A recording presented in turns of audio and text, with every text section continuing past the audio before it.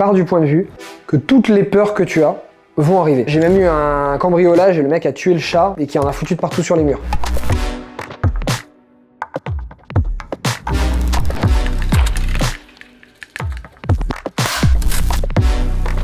Je m'appelle Christopher Wangen, j'ai 30 ans, je suis investisseur immobilier, formateur, auteur, voyageur, bref, j'ai beaucoup d'activités. J'ai commencé d'abord à travailler en gestion de patrimoine. En quelques mots simples, je conseillais des clients pour bien investir leur argent. Et j'ai commencé à investir dans l'immobilier jusqu'à ce que j'ai fait plusieurs achats très intéressants. Et puis d'un coup, je me suis arrêté de travailler, en tout cas pour un patron. Et j'ai commencé d'une part à voyager et à créer mon entreprise de formation. À mes 15 ans, je voulais être commando marine. Donc rien à voir avec ce que je voulais faire maintenant, tu vois. Je me préparais pour ça. Et plus j'ai évolué, plus en fait l'énergie et l'envie et le mental que je mettais dans le fait d'être militaire, je l'ai mis dans le business, dans l'immobilier, dans tout ça. En fait, c'est un ami à moi un soir qui est venu me voir. Il me dit, je vais investir à Budapest. Il me demande des conseils vu que je bossais en gestion de patrimoine. Et là, j'ai commencé à lui donner ce que je connaissais en fait comme critère à regarder, mais j'avais jamais analysé de biens à l'étranger. Je connaissais pas même Budapest, j'étais jamais allé de ma vie. Et petit à petit, j'ai commencé à analyser Budapest. Et en fait, j'ai pas visé l'immobilier d'abord, j'ai visé Budapest. En commençant à acheter un premier appartement là-dedans, c'est là en fait que ça fait tic. J'ai dit, attends, je sors d'un rendez-vous à 19h avec un client et je regarde, j'ai 2 notifs Booking ou Airbnb et j'ai gagné de l'argent d'un autre côté alors que je suis ailleurs. Et c'est là que j'ai dit, en fait, t'as moyen de gagner de l'argent différemment. J'ai acheté une quarantaine de biens immobiliers sur 4 continents différents et ça m'a rapporté plus de 700 000 € les 5 dernières années. Un jour, un pote me dit, attends, t'as acheté des biens immobiliers, tu commences à en vivre parce que je m'apprêtais à quitter mon travail et faire mon tour du monde. Il m'a dit, il y a forcément des gens qui aimeraient faire pareil. Pourquoi t'aides pas les gens à faire ça? Et pendant que je faisais mon tour du monde, après j'ai développé ma formation, après je l'ai passé en ligne, j'ai créé d'autres formations. Et c'est là qu'on va dire, d'une création de formation au départ, je suis venu à une entreprise qui gère plusieurs projets différents avec une dizaine d'employés, etc.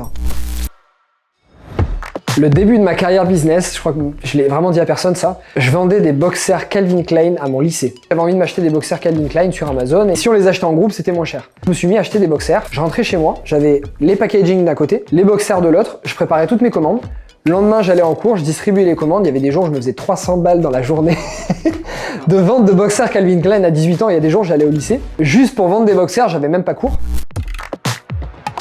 Ce qu'il faut que tu te dises quand tu investis dans l'IMO, c'est que pars du point de vue que toutes les peurs que tu as vont arriver. Un impayé, des travaux qui vont coûter plus cher, l'artisan qui va te planter, même des trucs que tu n'imagines pas. J'ai même eu un cambriolage et le mec a tué le chat et qui en a foutu de partout sur les murs. N'achète pas comme 95% des Français qui se disent j'achète mais j'espère que ça va pas m'arriver. Non, ça va t'arriver. Si tu le fais intelligemment, que tu te formes avant, que tu prévois tous les cas, si tu achètes des biens qui sont rentables, si tu sais comment réagir quand il y a ce type de pépins, moi tous les pépins possibles je les ai eus. Sauf que malgré ça, malgré tous les pépins qui arrivent, je gagne en moyenne 1500 à 2000 € net par heure travaillée. Ce qui est bien, c'est de faire les deux. Moi, par exemple, j'ai la stratégie de faire les deux. Au début, je voulais juste acheter et conserver parce que mon but, c'était d'avoir des rentes, partir voyager, donc je voulais vivre avec de l'argent tous les mois.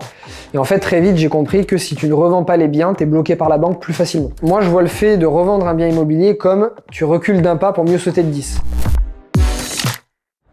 Quand j'ai lancé mon business de formation, j'étais pas sur les réseaux. Ensuite, je l'ai passé sur Internet, donc évidemment, la partie réseaux sociaux avait toute son importance au début parce qu'on me connaissait pas. Maintenant qu'on me connaît, si demain je suis plus sur les réseaux sociaux, ça m'est complètement égal. Peut-être qu'il y aura une partie qui me suivront plus. C'est pas grave parce que maintenant j'ai mes participants de formation. Si je suis vraiment transparent, je pense que d'ici 1 à 2 ans, et il y a des chances que ça arrive, si les réseaux sociaux me saoulent à un moment et que j'ai plus envie, j'arrêterai les réseaux sociaux. Ça changera quasiment rien à mon business. La plupart des gens qui s'intéressent à l'IMO me connaîtront. Et ce que j'apporterai sera surtout pour mes participants de formation. J'en ai un qui voulait me payer pour avoir des photos de mes pieds. Et comme par hasard, le post qui était prévu le soir, parce que je l'avais prévu en avance, parce que je l'avais envoyé à mon community manager, j'étais sur un transat comme ça, avec mes 2 pieds qu'on voyait en premier plan, et du coup il a renvoyé une photo en disant « Merci ». J'étais dégoûté, tu vois. Moi, j'ai commencé vraiment à vivre à partir du moment où j'avais des biens et j'avais une entreprise. J'ai vraiment vécu, mais quand je dis vécu, c'est vécu à 2000%. Et ça, en fait, pour moi, d'avoir de l'immobilier, l'entrepreneuriat, de faire déjà quelque chose qui te passionne, mais d'avoir plus de moyens, ça permet d'acheter du temps. Voilà, donc j'ai qu'une chose à dire, n'attends pas et fonce. C'est tout pour moi, c'était Chris pour Clap de Com Media. On se retrouve à Bali prochainement. Ciao. Oh putain. Non, j'en ai toujours rêvé. Merci Com Media, merci. Je vous le dédie.